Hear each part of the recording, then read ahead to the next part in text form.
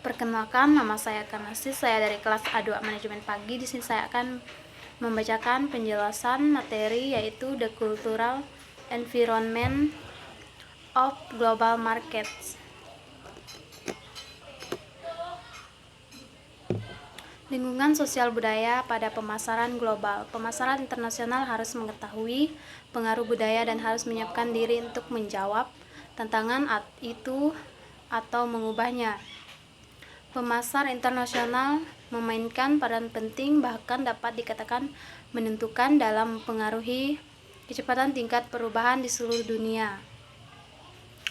Hal terlihat jelas dalam makanan, tetapi praktik menyangkut semua industri, terutama produk konsumen. Pabrik sabun dan deterjen telah mengubah kebiasaan mencuci.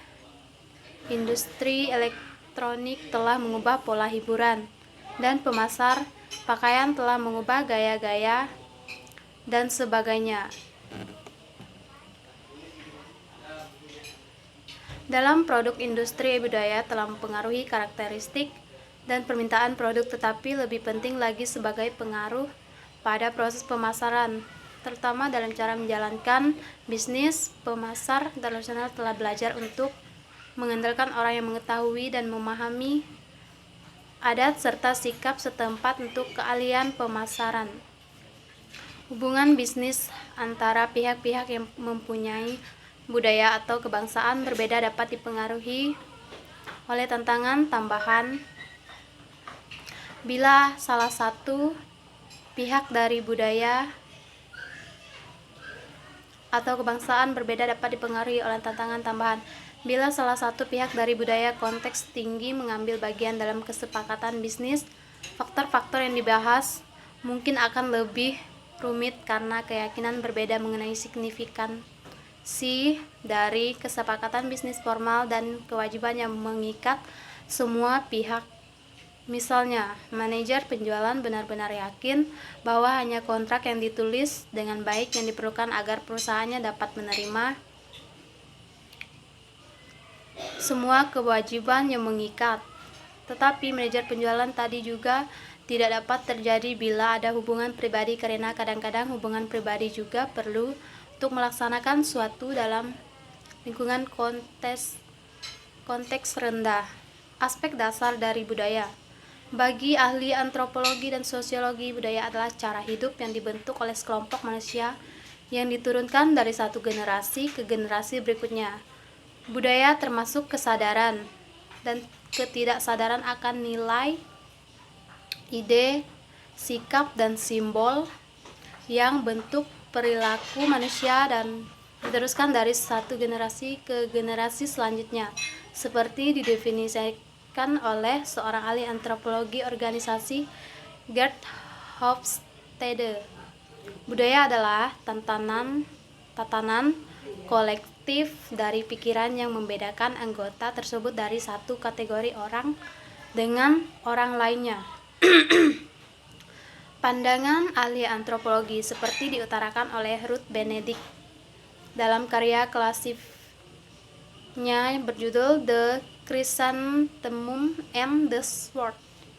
Tidak peduli betapa aneh tindakan atau pendapat seseorang, cara seseorang berpikir, merasa, dan bertindak mempunyai hubungan dengan tindakan dan opini dirasakan sebagai gagasan yang harus memahami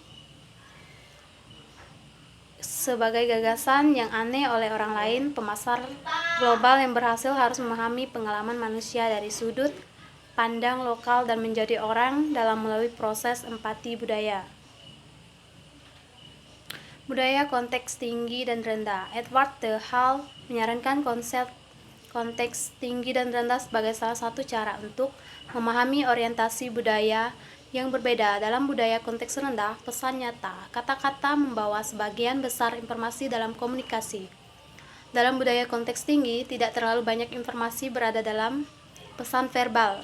Jepang, Saudi Arabia, dan budaya konteks tinggi lainnya sangat menekankan pada nilai dan tinggi dan posisi atau kedudukan seseorang di masyarakat.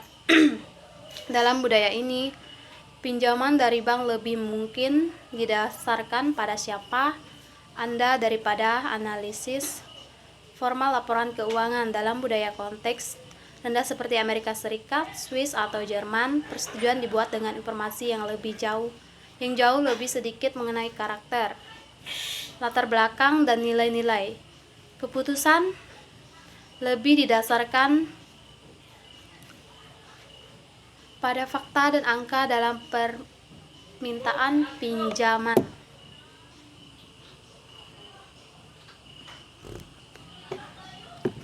Komunikasi dan negosiasi. Jika bahasa dan budaya berubah, ada tantangan tambahan dalam komunikasi.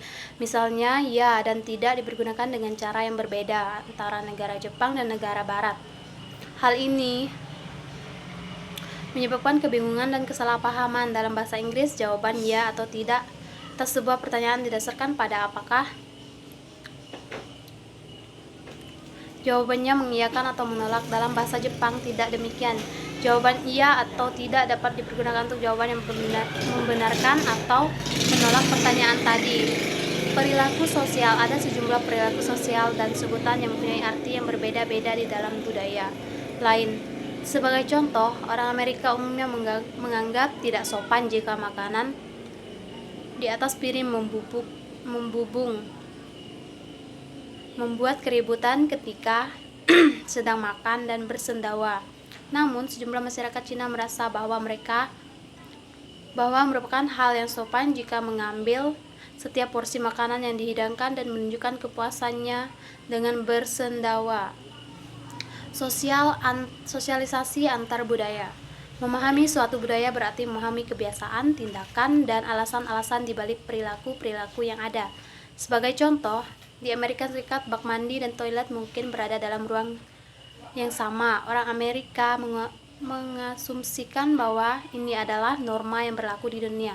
Namun, dalam beberapa budaya seperti Jepang menganggap itu tidak higienis seperti Jepang menganggap itu.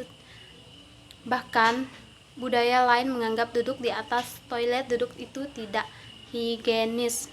Di banyak budaya, penggunaan tisu toilet bukanlah norma mereka. Lingkungan budaya. Tiap-tiap bangsa mempunyai nilai, adat istiadat, dan tabu sendiri-sendiri. Pengusaha asing jika ingin berhasil harus menanggalkan etnosentrisme mereka dan mencoba memahami kultur dan kebiasaan bisnis di negara tuan rumah yang seringkali berbeda konsep waktu, ruang, dan tata cara. Bagaimana konsumen setempat memikirkan dan menggunakan produk tertentu harus diperhatikan oleh penjual sebelum merencanakan program pemasaran. Berikut ini adalah beberapa contoh mengejutkan di pasar konsumen. Kaum pria Prancis rata-rata menggunakan kosmetik dan alat kecantikan hampir 2 kali lebih banyak daripada istri mereka. Orang Jerman dan Prancis makan spaghetti bungkus lebih banyak daripada orang Itali. Anak-anak Itali senang memakan sepotong coklat yang disisipkan di antara 2 potong roti sebagai cemilan. Kaum wanita di Tanzania tidak mau memberi telur kepada anak-anak mereka karena takut anak-anak itu menjadi botak dan impoten. Sekian penjelasan saya ucapkan terima kasih.